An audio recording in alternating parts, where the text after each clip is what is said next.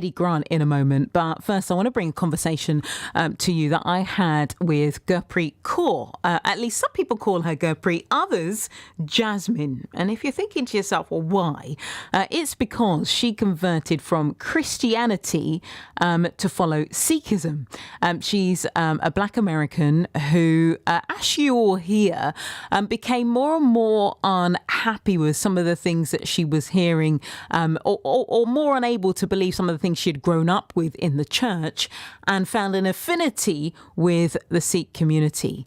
But what has that been like to do that, to convert in this way? Well, here she is to tell us a little bit more. So I grew up I would classify it as a Protestant family, more specifically a Baptist/evangelical family. My dad is not really religious. He's Christian, but he's not religious. My mom, on the other hand, is very evangelical, very religious person. So growing up, I took after my mom a lot, which means going to church every Sunday, going to church every Wednesday night, camps, vacation Bible school, etc., etc. And actually, when I was in the 8th grade, so that would have been middle school, I transferred into a private Christian school, which was very, I would say, evangelical based. And it is there where I basically lost my faith in Christianity. That's so interesting that you'll be in an environment where it's all consuming, and yet you lost your faith. What was it about it that caused you to go down that path? For me, I would say, even growing up as an evangelical Christian, I was interested in other faiths and stuff. Because you will find that a lot of people, at least here in the South, here in Texas, are very closed off to anything that's not in their bubble. I'm wanting you to put that into a really practical context. There's something that you struggled with or you came to a decision about in that time, just so you can really paint a picture. Could you pick out one issue for us? One example could be the age of the earth. That's a huge one. Another huge example is evolution, which I finally got to actually learn about that going to university, which I was very happy about. So it was those kind of fundamental things that really caused you to question your evangelical Christian upbringing. How then did you find a connection with, the Sikh faith? Like I said, after losing my faith, I looked into other religions, but then I became, I guess you could say, irreligious, agnostic, whatever you want to call it. Borderline atheist, borderline.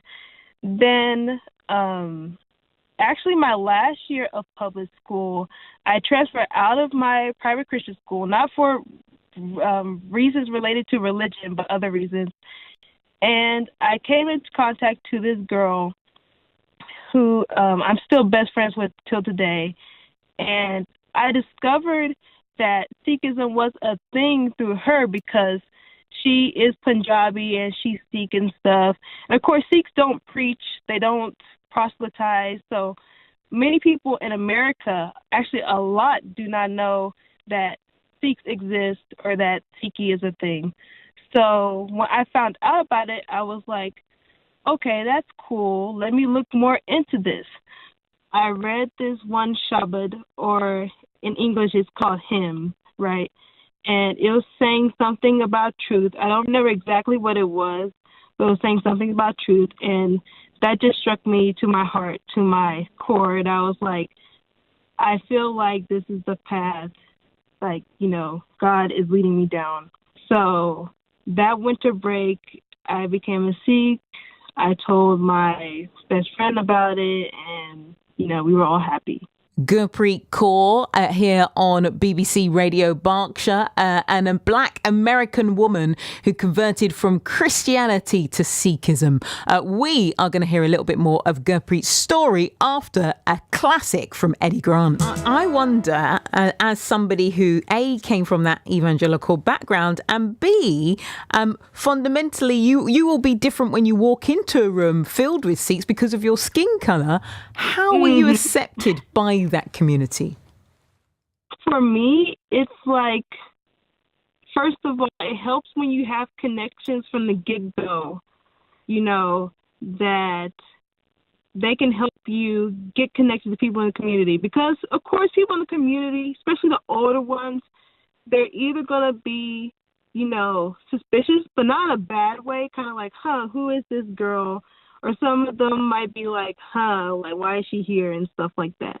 So how I did it is, of course, getting connected to people and appearing approachable. Because when you appear approachable, that's when people come up to you and ask you the questions. The older people, it takes longer for them to come up to approach you, because especially a lot of them have probably not interacted with a person of another race or ethnicity, especially if they're from India. Have you ever experienced any bad attitudes, any problems because of your skin color and difference in cultural heritage? Now, I will say that for me, I have experienced it like maybe once or twice. I will say, though, I know Sikhs who are African American, and not just African American Sikhs, but Anglo American Sikhs who have experienced, discrimination against them with the Punjabi Sikhs, which is not a huge thing, but it is a thing that happens. And, it can be discrimination. Like, I have one friend, she'll walk in her Gurdwara. She doesn't live here. She lives out of this state. She walks into her Gurdwara and they completely just ignore her. And it's not like they don't speak English. They do. They just ignore her. That, to me, that's a passive-aggressive way of being discriminatory.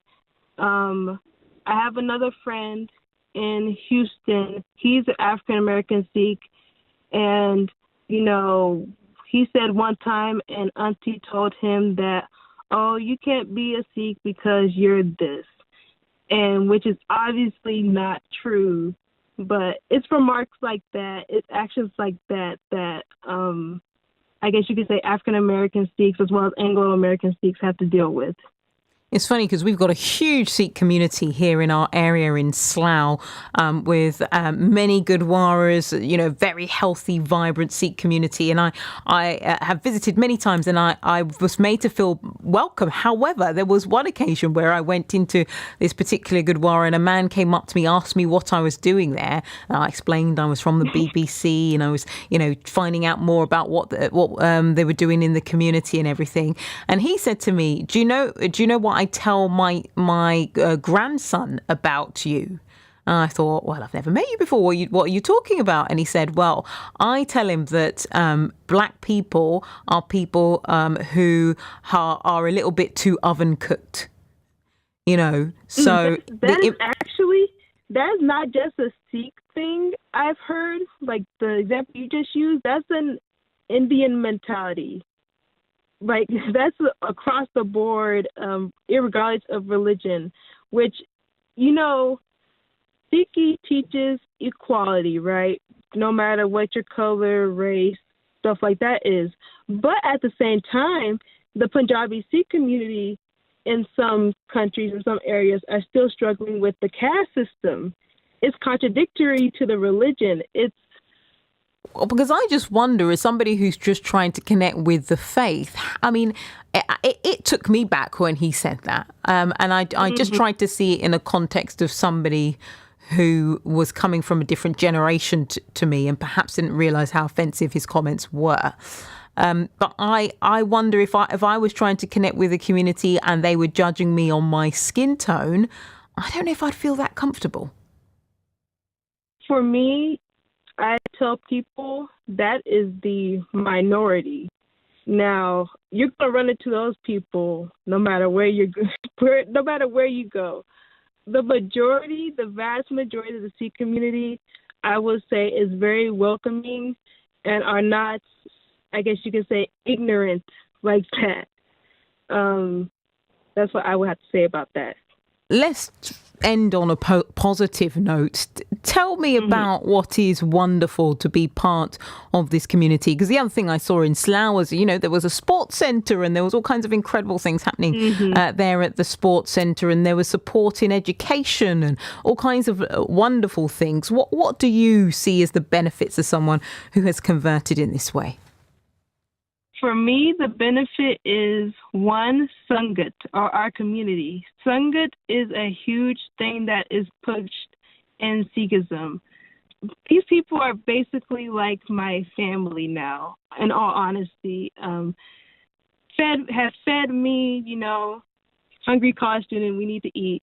They fed me, let me stay in their houses. Like, it's a true family once you're a part of the community. Another thing is the outward identity. Some people might not like having the uniform, as I would call it, but I honestly love being outwardly Sikh as well. I love that. And of course, the principles that are pushed in the community, remember the one at all times, serve others selflessly, that sort of thing, how to make your life better as well as the people lives around you better. So that's what I enjoy about being in the Sikh community. That's how I benefit from being in the Sikh community. Yeah. And my final question to you is, what about your family who I'm presumably remain in that Christian tradition? What do they think about your decision making, and how has it affected your relationship with them? Actually, since, my dad is not religious, and also it helps, he's a veteran, so he's traveled across the world. He isn't necessarily supportive of it, but he's not like, oh, I hate it or whatever. He's just kind of like, do what you need to do, but just make sure you're safe or whatever. I'm like, okay, that's fine. So have you been through a similar experience and converted from one religion to another? Did your race play a factor in that? And what has it given you? There have been lots of amazing, wonderful things that Gurpreet has been able to take on board, but there have been some tough aspects too. I would love to hear from you. Get in touch. It's always good to have a natter. If you know anything about me on BBC Radio Berkshire, that I love to chat. Okay, I can't deny it. It is at Brigitte TT. If you're following me on Instagram or Twitter, or you can email me the letter B and then my surname, let's spell it together, TETTEH at bbc.co.uk.